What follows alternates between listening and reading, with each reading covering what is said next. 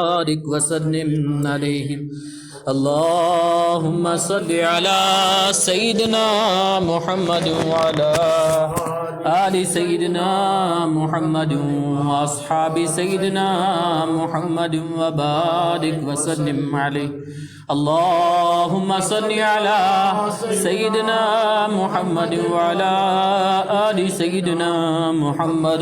وأصحاب سيدنا محمد وبارك وسلم عليهم. الحمد لله نحمده ونستعينه ونستغفره ونؤمن به ونتوكل عليه ونعوذ بالله من شرور أنفسنا ومن سيئات أعمالنا. من يهده الله فلا مضل له ومن يضلله فلا هادي له. ونشهد أن لا إله إلا الله وحده لا شريك له. ونشهد أن محمدا عبده ورسوله. وصلى الله عليه وعلى آله وأصحابه وسلم. قال الله تبارك وتعالى في القرآن المجيد: أعوذ بالله من الشيطان الرجيم. بسم الله الرحمن الرحيم. ألف لام ميم.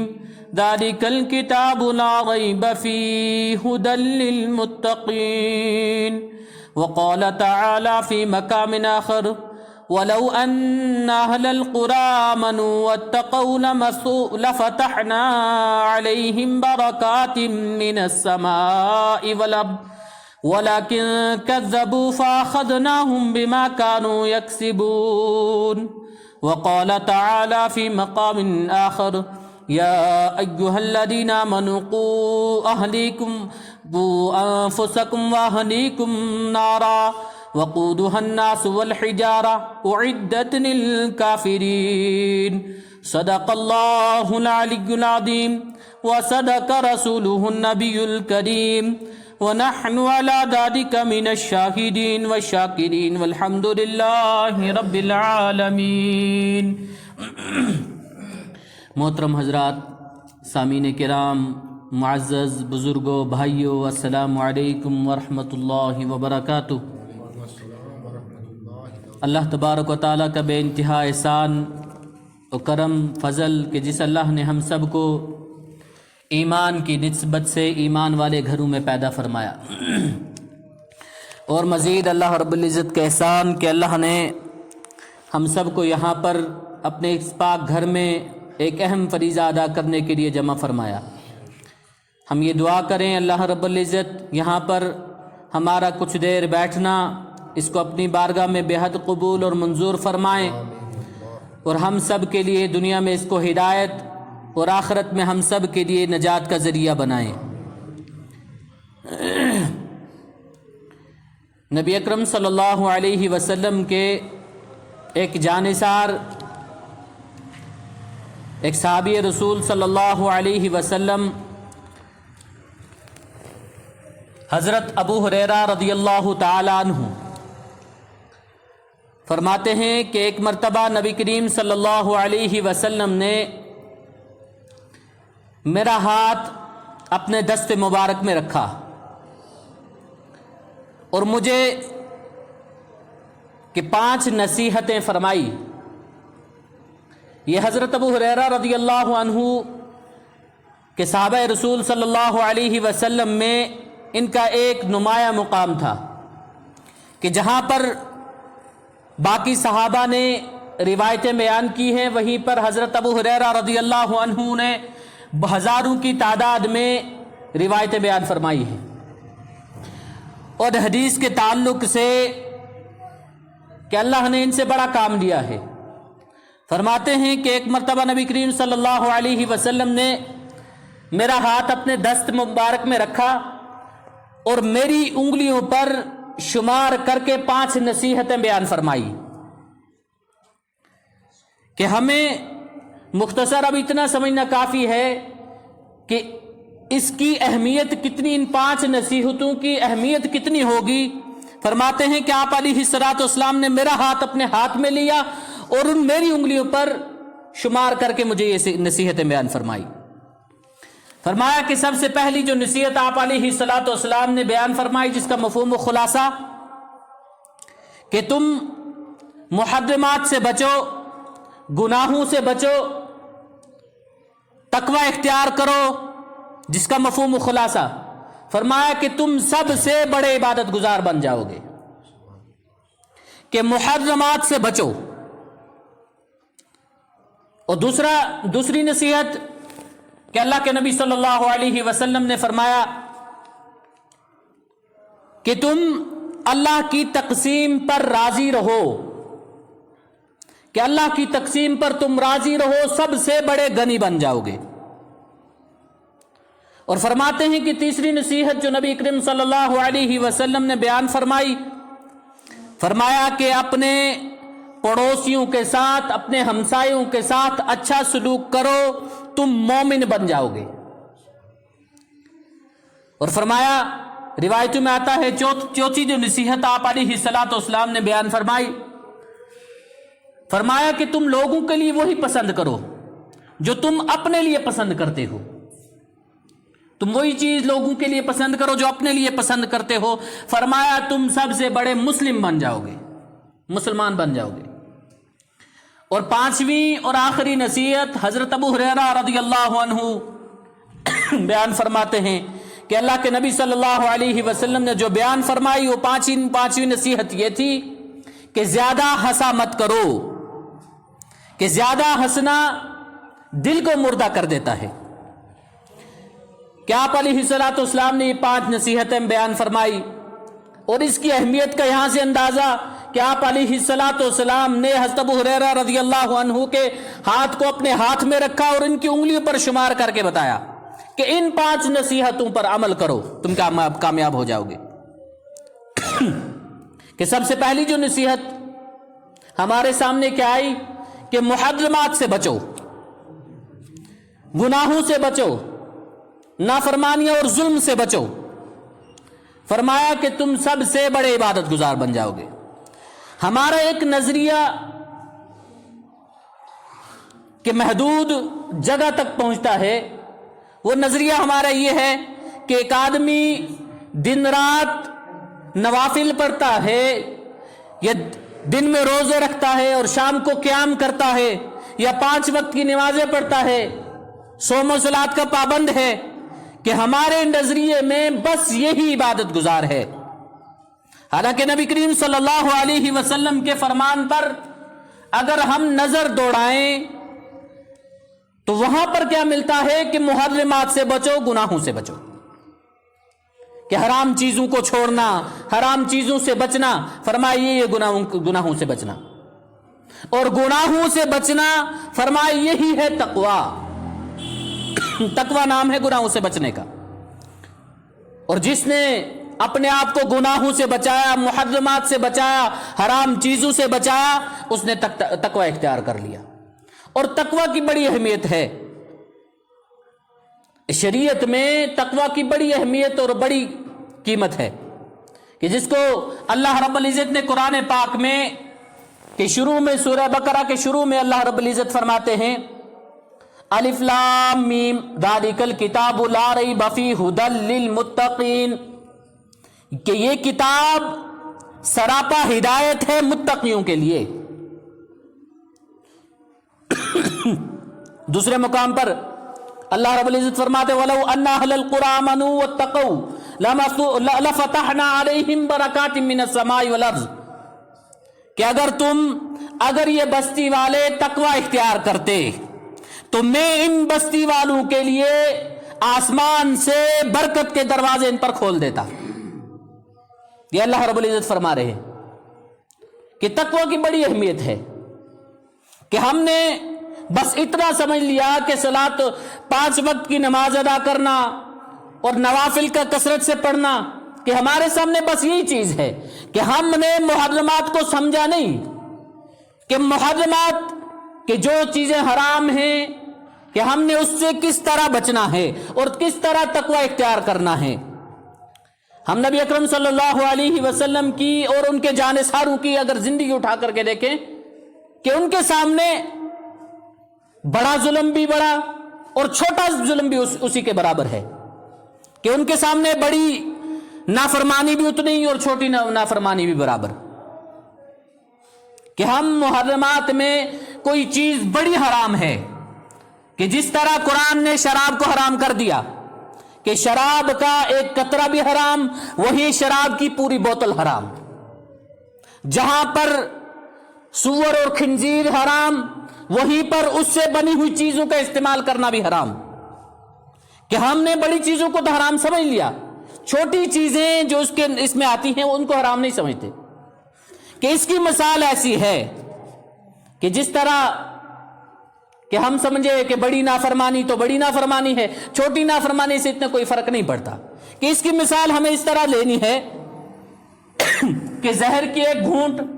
اتنا ہی نقصان کرے گی کہ جتنا زہر کی پوری بوتل کرتی ہے، چھوٹا سانپ اتنا ہی نقصان دے گا،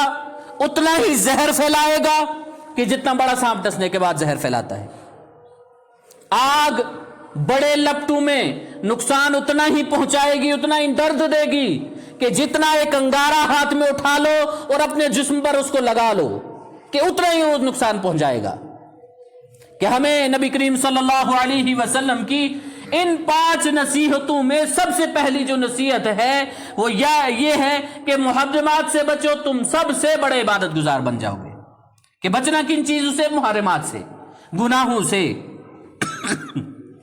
اور حرام چیزوں سے، جس کو قرآن نے حرام قرار دے دیا، جس کو نبی اکرم صلی اللہ علیہ وسلم نے حرام قرار دے دیا، جس کو شریعت نے ہمارے سامنے کھول کر کے رکھ دیا کہ یہ چیز حرام ہے تو حرام ہے،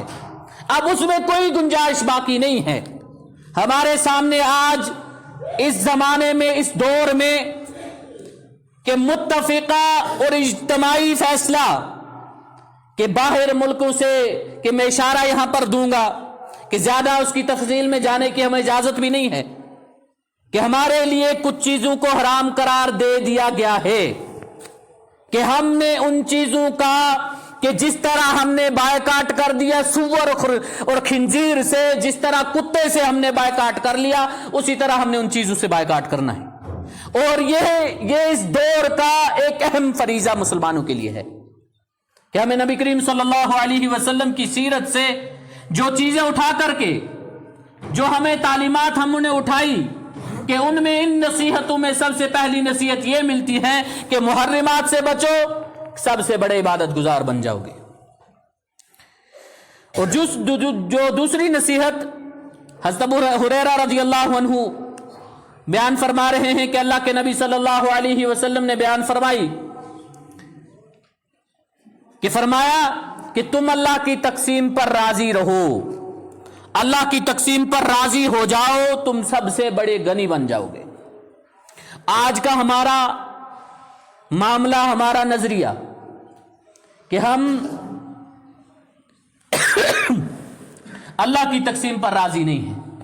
اللہ ہم سب کی حفاظت فرمائے۔ اس کی بڑی وجہ اور اس کی صورت یہ ہے کہ ایک غریب ہے جو اپنے آپ کو غریب سمجھتا ہے، جس کے پاس اتنے وسائل نہیں ہیں، اتنے اسباب نہیں ہیں، بینک پیسوں سے بھرے ہوئے نہیں ہیں، وہ اپنے آپ کو غریب سمجھتا ہے اور لوگوں سے گلے شکوے کرتا ہے۔ وہیں پر اگر ہم مالدار کے پاس جائیں، اس سے اس کے مالداری کے بارے میں پوچھیں، وہ بھی گلے شکوے ہی کرتا ہے کہ کچھ نہیں ہے۔ کہ نبی کریم صلی اللہ علیہ وسلم نے ایک موقع پر ارشاد فرمایا کہ مالدار مالداری سے نہیں ہے، مال سے مالدار نہیں ہوتا، انسان مال سے مالدار نہیں ہوتا، کہ مالداری اور غنا اصل یہ ہے کہ اس کا دل غنی ہو، اس کا دل مستغنا ہو۔ اور دل کا مستغنا ہم اس کو اس طریقے سے سمجھیں گے، ہم اپنے سلف کی زندگی اٹھا کر کے دیکھیں کہ شیخ عبد القادر جیلانی رحمۃ اللہ علیہ، کہ جن سے کوئی ناواقف نہیں ہے، کہ ان کی زندگی سے اگر کچھ چیزیں ہم نے اٹھائی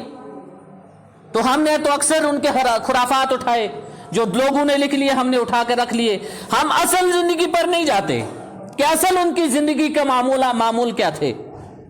کتابوں میں لکھا ہے کہ ایک مرتبہ وہ درس دے رہے ہیں، شاگرد ان کے سامنے بیٹھے ہوئے ہیں، لوگ بیٹھے ہوئے ہیں، ایک شخص دور سے دوڑتا ہوا آیا، کہنے لگا حضرت کیا آپ کا فلاں جہاز سمندر میں ڈوب گیا؟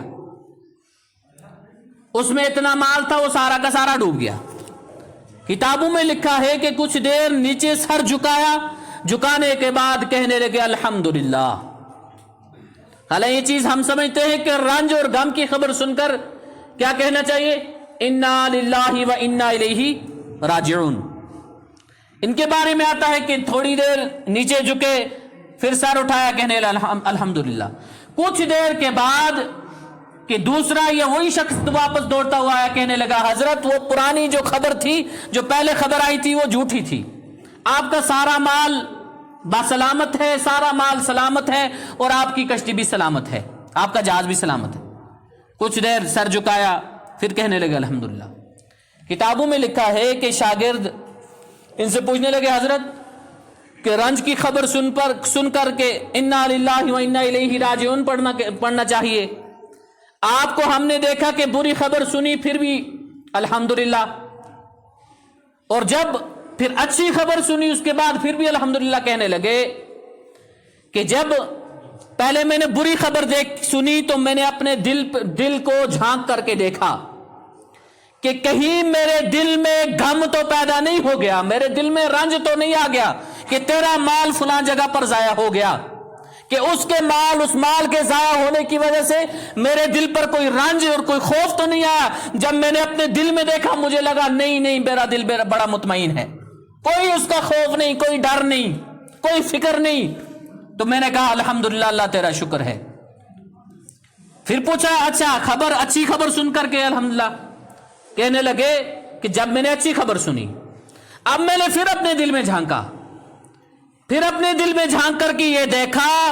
کہ کہیں مال کے واپس ملنے پر میرے دل میں خوشی تو نہیں آ گئی، میرے دل کے جو خوشی کے جذبات بڑھ تو نہیں گئے۔ جب میں نے دیکھا میرا دل مطمئن ہے، اس کی سطح، اس کا لیول اتنا ہی ہے جتنا پہلے تھا، تو میں نے کہا الحمدللہ۔ کہ یہ ہمیں سکھایا جا رہا ہے کہ اصل مالداری مال سے نہیں ہے، اصل مالداری ہے کہ اس کا دل مستغنا ہو، کہ اس کا دل، کہ یہ گلے شکوے جو ہمارے اکثر رہتے ہیں کہ کچھ نہیں ہے، دن بھر کماتے ہیں کچھ نہیں بچتا، سارا کا سارا شام کو خرچ ہو جاتا ہے، اور امیروں کا یہ ہے، مالداروں کا یہ ہے کہ کماتے پوری زندگی اپنے آپ کو گھلا لیں گے، لیکن معاملہ یہ کہ کچھ نہیں باقی، ان کے منہ سے ایک کچھ نہیں لفظ سننے کو ملے گا۔ کہ نبی کریم صلی اللہ علیہ وسلم نے آج سے 1400 سال پہلے ایک بات ارشاد فرمائی کہ بنی آدم کہ اس کو اگر ایک سونے کا جنگل مل جائے تو یہ اس ملنے کے بعد دوسرے جنگل کی طلب کرے گا، کہے کہ ایک اور مل جائے، دوسرا ملنے کے بعد یہ تیسرے کی طلب کرے گا۔ اس کا پیٹ ان چیزوں سے نہیں بھرے گا کہ جب تک اس کے پیٹ میں مٹی نہ چلی جائے، قبر کی مٹی اس کے پیٹ کو بھر دیتی ہے۔ اور مالداری، جس کے پاس مال ہے وہ مالدار اصل اس کا چوکیدار ہے، اور یہ مال کہ جس مال کی دل میں محبت ہے کہ اللہ کی تقسیم پر انسان راضی نہیں ہے کہ یہ مجھے مل گیا یہ ابھی بھی کم ہے، اگر زیادہ مل گیا یہ ابھی بھی کم ہے اور ملنا چاہیے، کہ کچھ بھی نہیں ملا تب بھی پریشان ہے کہ میرے پاس کچھ نہیں ہے۔ انسان کو یہ چیز اپنے عقیدے میں داخل کرنی ہے کہ جو چیز مجھے ملی، جتنا ملا وہ میری تقدیر ہے، اس سے زیادہ مجھے مل نہیں سکتا، چاہے میں لٹکا رہوں دن بھر، چاہے میں اپنے جسم سے اپنے پورے چمڑا اتار کر کے لوگوں کے سامنے رکھ دوں، اس سے زیادہ ملنے والا نہیں ہے۔ اور مجھے تقدیر میں جتنا ہے اگر زیادہ ہے، میں کام نہ بھی کروں، بیٹھا بھی رہوں، تب بھی مجھے مل جائے گا۔ یہ تقدیر پر ایمان۔ اور فرمایا کہ یہ مالدار اپنے مال پر چوکیدار ہے، کہ جب مال ہو ایمان اتنا نہیں ہو، اللہ پر، اللہ کی تقسیم پر انسان راضی نہ ہو، یہ مال اس کو ساتھ لے کر کے ڈبو دیتا ہے۔ کتابوں میں ایک عجیب و غریب واقعہ لکھا ہے مولانا روم رحمۃ اللہ علیہ، کہ یہ ایک واقعہ لکھتے ہیں کہ ایک شخص کہ اللہ نے اس کو بڑا مال دیا تھا، ہیرے جواہرات سونا یہ ساری چیزیں تھا، اس نے یہ سارا مال چھپا کر کے رکھا ہوا، صرف اس کا ایک کام کرنے والا ایک ملازم جس کو اس کے مال کی خبر تھی کہ اس شخص نے، میرے مالک نے فلاں جگہ پر اتنا سونا اتنا مال چھپا کر کے رکھا ہے، صرف اس کو خبر تھی، اور اس کو اجازت تھی کہ وہ جا کر صفائی بھی کر سکتا تھا، وہ جا کر اس کی دیکھ ریکھ بھی کر سکتا تھا۔ کتابوں میں لکھا ہے کہ ایک دن اس کو ذہن میں آیا کہ کہیں یہ میرا ملازم، یہ میرے نیچے کام کرنے والا، کہیں یہ میرے مال میں ہیرا پھیری تو نہیں کر رہا، میرے مال میں گڑبڑ تو نہیں کر رہا، کہ میں جا کر کے آج دیکھوں کہ میرے مال میں کچھ کمی تو نہیں آئی ہے۔ کتابوں میں لکھا ہے کہ یہ شخص، چونکہ دو چابیاں، ایک اس ملازم کے پاس ایک اس کے پاس، اس نے وہ دروازہ کھولا، دروازہ کھول کے اندر سے دروازہ بند کر دیا، مال گننے بیٹھ گیا۔ کتابوں میں لکھا ہے کہ کچھ وقت گزرا، باہر سے وہ اس کا ملازم آیا، اس نے دیکھا دروازہ کھلا ہوا ہے، کیونکہ وہ جلدی میں تھا، اس نے دیکھا شاید کھلا رہ گیا غلطی سے، یا میرے مالک سے کھلا رہ گیا، یا مجھ سے غلطی ہو گئی کھلا رہ گیا، اس نے دوسری چابی لگائی، تالا بند کر کے چلا گیا۔ مولانا روم رحمۃ اللہ علیہ لکھتے ہیں کہ یہ شخص کچھ عرصہ گزر گیا، یہ ملازم سمجھتا ہے مالک کسی کام کو نکلا ہوا ہے، اور مالک اندر دروازہ بند کر کے مال گننے میں لگا ہوا، جب تک وہ مال گننے میں مشغول ہے دھیان نہیں رہا، جب وہ پورا مکمل کام کر چکا اب دروازہ نہیں کھلتا، دروازہ بند ہو چکا، آوازیں لگا رہا ہے، دوسرا اپنے کام میں مشغول ہے۔ کچھ عرصہ گزرا، اب سونا اس کے پاس تو موجود ہے، کھانے کی چیز نہیں، سونے کو وہ کھا نہیں سکتا، ہیرے موجود ہیں، چاندی موجود ہے، باقی اشریف یا مال موجود ہے، اس کو پی نہیں سکتا۔ بھوک اور پیاس کی شدت میں کچھ عرصہ زندہ رہنے کے بعد تڑپ تڑپ کر مر گیا، بدبو اٹھنی شروع ہو گئی۔ جب اس کا یہ ملازم، اس نے دیکھا کہیں کوئی جانور شاید اندر جا کر کے مر گیا، اس نے دروازہ کھولا، دیکھا کہ وہاں اس کا مالک مرا پڑا تھا، کہ یہ مال، انسان اس مال پر چوکیدار ہے۔ اور اللہ کے نبی صلی اللہ علیہ وسلم نے، حضرت ابو ہریرہ رضی اللہ عنہ فرماتے ہیں کہ جو دوسری نصیحت اللہ کے نبی صلی اللہ علیہ وسلم نے مجھے بیان فرمائی، وہ نصیحت یہ تھی کہ تم اللہ کی تقسیم پر راضی رہو، سب سے بڑے غنی بن جاؤ گے، کہ اللہ نے تمہارے مقدر میں جتنا لکھا ہے اس سے بڑھ کر تم اس میں خود پیدا نہیں کر سکتے۔ تو تیسری نصیحت کہ روایتوں میں آتا ہے کہ حضرت ابو ہریرہ رضی اللہ عنہ فرماتے ہیں کہ جو تیسری نصیحت نبی کریم صلی اللہ علیہ وسلم نے مجھے بیان فرمائی، وہ تیسری نصیحت یہ تھی کہ تم اپنے ہمسایوں اور اپنے پڑوسیوں کے ساتھ اچھا سلوک کرو، کہ سب سے بڑے مومن بن جاؤ گے۔ یہ مومن کا لفظ کہ مسلمان اپنے ہمسایوں کے ساتھ اچھا سلوک کرو، مومن بن جاؤ گے، سب سے بڑے مومن بن جاؤ گے۔ اس کا ہم اندازہ یہاں سے لگا سکیں گے کہ ایک مرتبہ نبی اکرم صلی اللہ علیہ وسلم نے 3 مرتبہ قسم کھا کر فرمایا واللہ لا یؤمن، کہ اللہ کی قسم وہ مومن نہیں ہو سکتا، اللہ کی قسم وہ مومن نہیں ہو سکتا، کہ 3 مرتبہ ارشاد فرمایا کہ جو گھر میں بیٹھ کر کے اچھے کھانے کھائے اس کا پڑوسی بھوکا مر جائے، جو گھر میں اس کو اللہ نے وسعت عطا کی ہے اور اس کا پڑوسی غریب ہے، اور پڑوسی کے ساتھ اس کا حسن سلوک اچھا نہیں ہے، اس کا سلوک اچھا نہیں ہے، اللہ کے نبی صلی اللہ علیہ وسلم نے 3 مرتبہ فرمایا وہ مومن نہیں۔ اور یہاں پر جو نصیحت دی جا رہی ہے کہ تم اپنے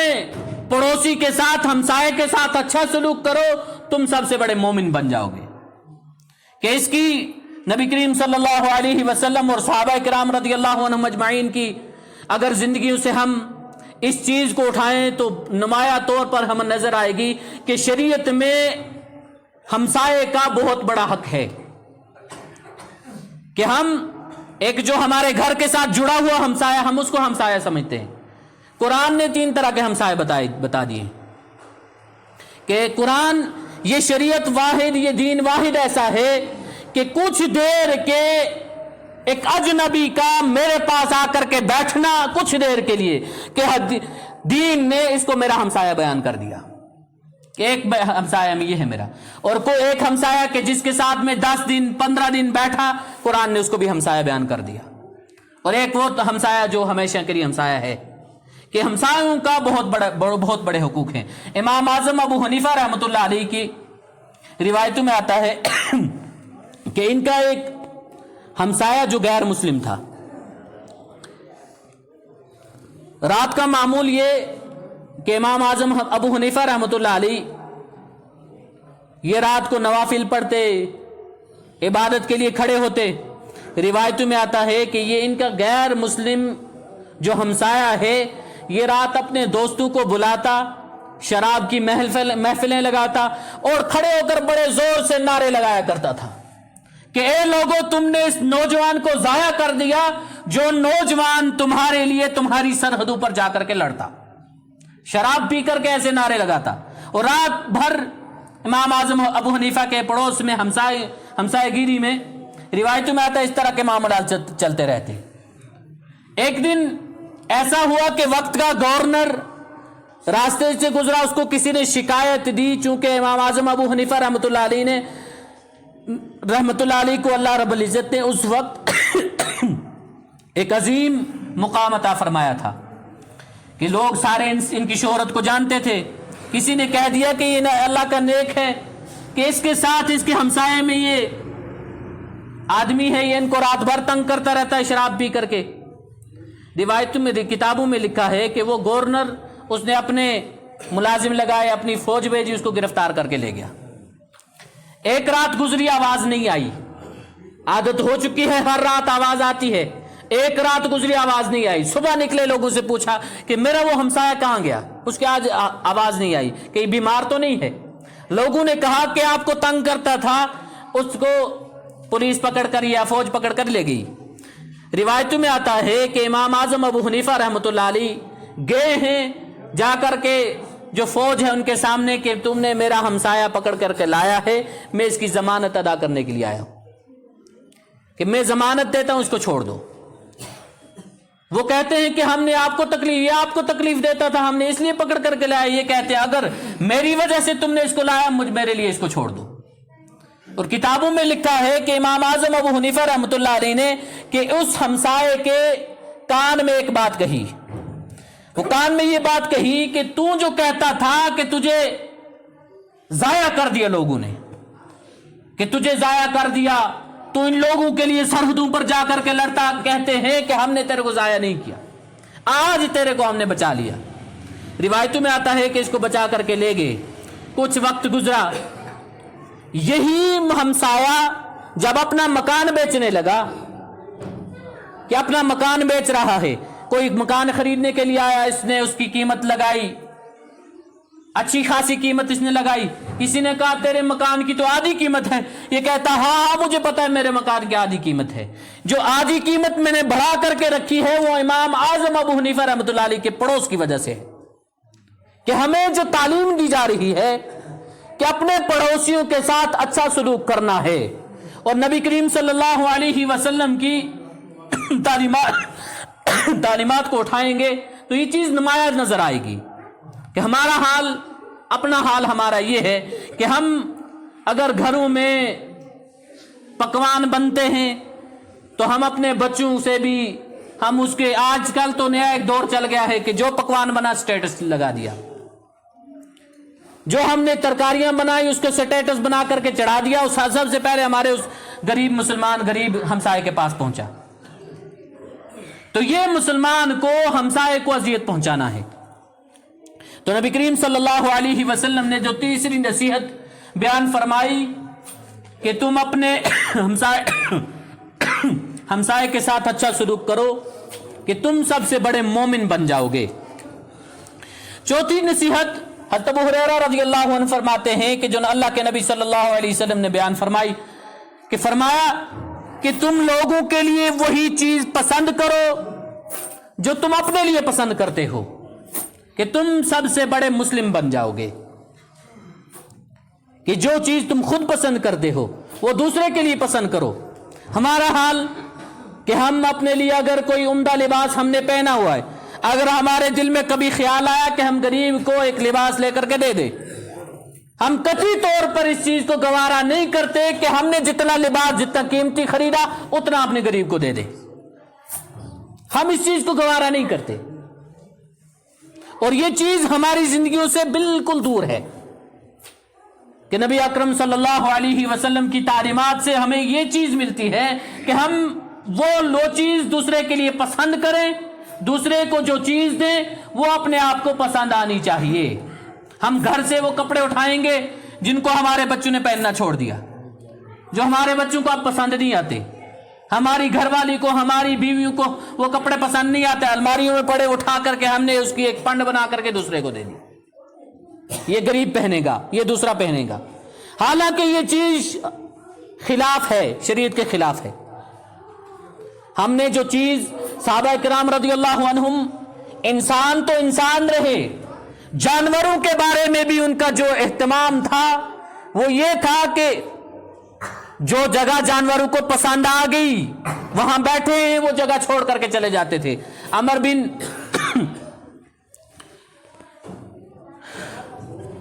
سعد رضی، ایک صحابی رسول صلی اللہ علیہ وسلم کا ذہن سے نام نکل گیا، روایتوں میں آتا ہے کہ ایک محاذ پر نکلے ہیں، راستے میں انہوں نے خیمہ لگایا ہوا ہے،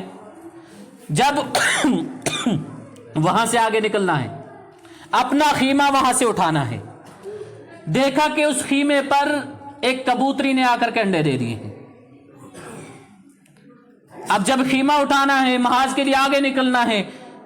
سوچا اگر نیچے رکھ دیتے انڈے تو کوئی جانور آ کر کے کھا جائے گا، اگر اس انڈوں کے اس گھونسلے کو ہم اٹھا کر کے لے جاتے ہیں کبوتری کو پتہ نہیں چلے گا۔ روایتوں میں آتا ہے کہ 2 آدمی مقرر کر دیے کہ جب تک یہ کبوتری آ کر کے اپنے انڈوں پر بیٹھتی نہیں ہے، انڈوں سے بچے نہیں نکالتی ہے، تب تک یہ خیمہ یہاں سے ہٹے گا نہیں۔ کہ جانوروں کے لیے بھی وہ چیز پسند کی کہ اذیت پہنچانا، کہ ہم جو چیز اپنے لیے نبی اکرم صلی اللہ علیہ وسلم نے جو چوتھی نصیحت بیان فرمایا کہ وہ چیز دوسرے کے لیے پسند کرو جو تمہیں خود پسند ہو۔ اور 5ویں اور آخری نصیحت اللہ کے نبی صلی اللہ علیہ وسلم نے بیان فرمایا کہ زیادہ ہنسا مت کرو، زیادہ ہنسنے سے دل مردہ ہو جاتا ہے۔ کہ ہم اکثر ہمارا حال، اگر ہم اپنی زندگیوں میں سے ایک چیز اٹھائیں گے کہ ہم محفلیں کرتے ہیں، ہم چٹکلوں والی محفلوں میں جاتے ہیں، زیادہ ہنسانے والا، زیادہ چٹکلے دکھانے والا، جو فراڈ ادھر ادھر سے فرضی کہانیاں لا کر کے ہمیں سناتا ہے ہمیں خوش کرنے کے لیے، ہم اپنے دل میں یہ سوچتے ہیں، ہمارا گمان یہ ہوتا ہے کہ یہ آدمی اس کا دل زندہ ہے، بڑے زندہ دل والا ہے، کھلا بولتا ہے، حالانکہ نبی اکرم صلی اللہ علیہ وسلم کی جو تعلیمات ہے اس کے خلاف ہے۔ فرمایا زیادہ ہنسنے والا، ہنسانے والا اس کا دل مردہ ہے، زندہ نہیں ہے۔ اور اگر تم اپنے دل کو زندہ رکھنا چاہتے ہو تو فرمایا اس کے لیے 4 کام کرنے ہیں۔ کہ سب سے پہلا کام کہ قرآن پاک کی کثرت، تلاوت کی کثرت، کہ ہم سلف کی زندگیاں اٹھائیں گے تو ایک بزرگ کے بارے میں آتا ہے کہ ایک اللہ کہ ایک بڑا محبوب بندہ کہ حضرت صالح رحمت اللہ علیہ، کہ ان کے بارے میں آتا ہے کہ اللہ نے ان کو 2 بیٹے عطا فرمائے تھے، ایک کا نام بڑے کا نام رکھا تھا حسین اور اس سے چھوٹے کا نام علی۔ کہ روایتوں میں آتا ہے کہ جب حضرت صالح کا انتقال ہو گیا، اس کے بیٹوں نے اور بیوی نے بیٹھ کر کے اپنا مشورہ کیا کہ ہم اپنی زندگی اب آگے کیسے گزاریں، ہم اپنے خاوند اپنے باپ کے لیے کس طرح اپنی زندگی کو صرف کریں، وقف کریں۔ کتابوں میں لکھا ہے کہ ایک عجیب و غریب انہوں نے مشورہ کیا کہ ہم رات کے 3 حصے کرتے ہیں، ایک حصے میں والدہ عبادت کرے گی، اور عبادت کس طرح کہ وہ رات کو بیٹھ کر کے 10 سپارے قرآن پاک کی تلاوت کرے گی ہر رات بیٹھ کر کے، اور دوسرے پہر میں دوسرے حصے میں بڑا بیٹا اور تیسرے میں چھوٹا بیٹا بیٹھ کر کے 10 سپاروں کی تلاوت کرے گا، کہ ایک رات میں ایک قرآن پاک پڑھ کر کے اپنے باپ کو بخشا جا رہا ہے۔ तालीमात। फिर उसके बाद माँ का इंतकाल हो गया, दस्तूर इसी तरह चलता रहा। माँ का इंतकाल होने के बाद ये बड़े बेटे इन्होंने रात के 2 हिस्से कर दिए कि एक हिस्से में बड़ा बेटा कुरान पाक की तिलावत करता और एक हिस्से में छोटा बेटा कुरान पाक की तिलावत करता, कि ये तिलावत करके अपने बाप को बख्श दिया करते थे। कुछ वक्त के बाद उस बड़े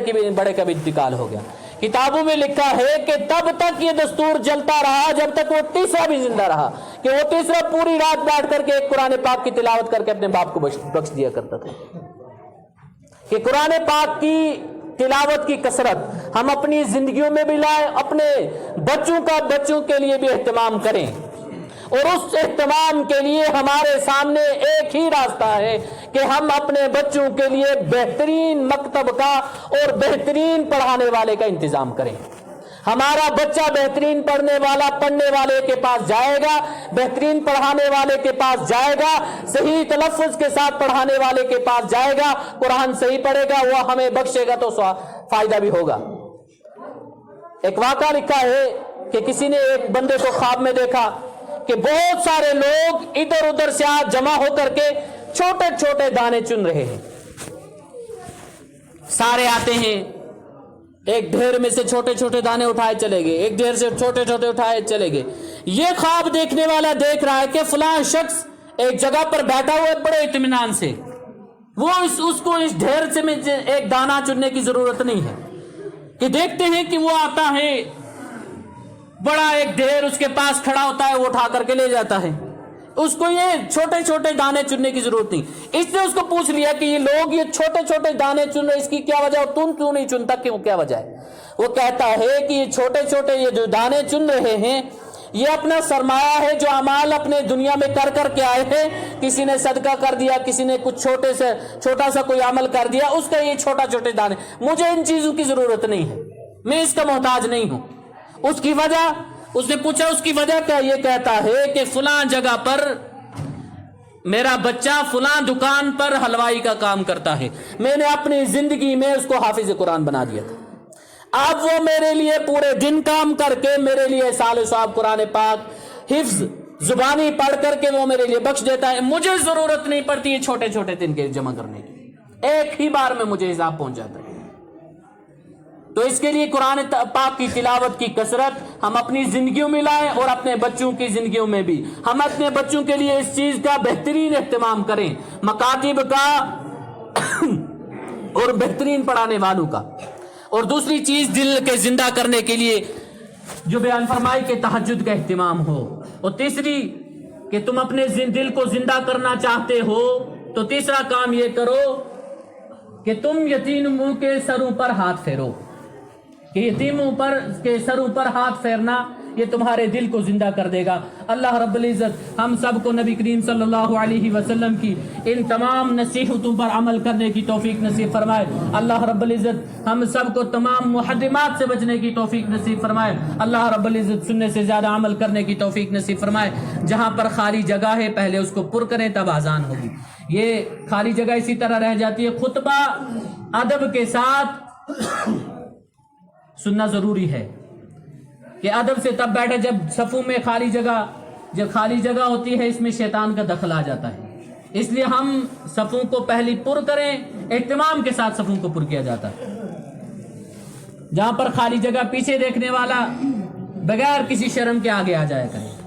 आगे इमाम के करीब जितना बैठेगा उतना बड़ा सवाब है।